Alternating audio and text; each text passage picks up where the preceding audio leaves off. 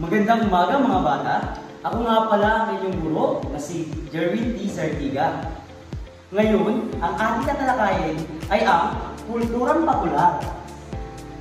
Pero bago ang lahat, tingnan muna natin ang ating layunin para sa araw na ito.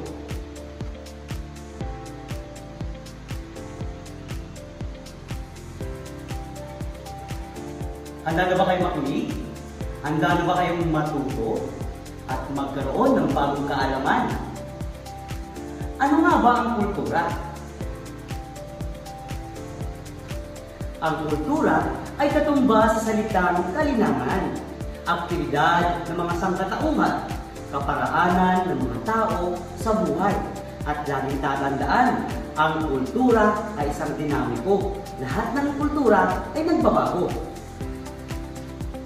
May dalawang uri ng kultura. Ito ay ang material at di-material. Ang material, ito yung mga nahahawakan tulad ng mga kasuotan, mga gamit, at iba pa. Ang di-material, ito naman ang mga paniniwala at mga kaugalian natin bilang isang tao. Ngayon, dadako na tayo sa salitang popular.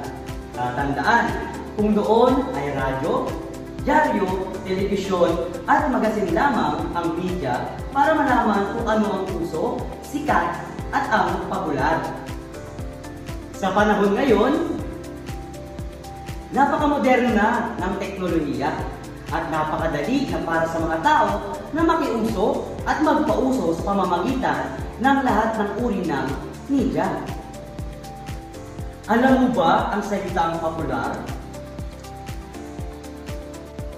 Ang popular ay ito yung mga napapanahon, sikat, litaw, kilala, patok, usap-usapan, blockbuster, at patok sa takilya. Ngayon, nalaman na natin ang kahulugan ng kultura at ng popular. Ngayon naman, dadako na tayo sa salitang kulturang popular. Ayon kay William noong 1983 sa Anunsyo at Anunsyo 2004, ang kulturang popular ay isang bagay o tao kung maraming tumatangkilik ang apirmadong aksyon sa pagtangkilik ng lumikha. Ngayon, dadako na tayo sa mga makabagong tula. Ito ay ang flip-top, pick-up lines, at tugmang digulong. Ang flip-top ay ito yung pagtatalong oral na isinasagawa ng parap. Karaniwang gumagamit ng salitang nandalain at nahahawig ito sa balagtasan. Ang halimbawa ay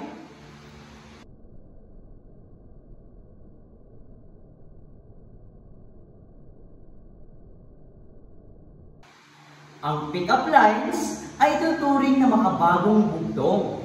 Karaniwan sa mga nagbibigay ng pick-up lines, ang mga taong mas mabilis at malikhaing pag-iisip. Ang mga halimbawa nito,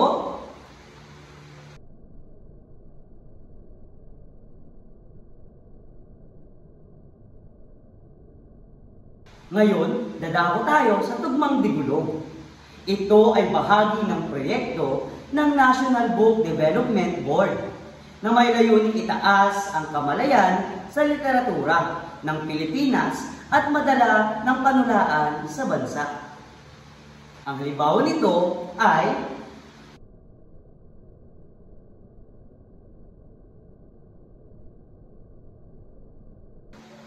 may katanungan ba? Natuto ba kayo? Kapag wala na, sana'y may natutunan kayo at may bago kayong kaalaman na natuto. Muli, ako si Ginoong Jerwin T. Zartiga, ang inyong guro. Paalam!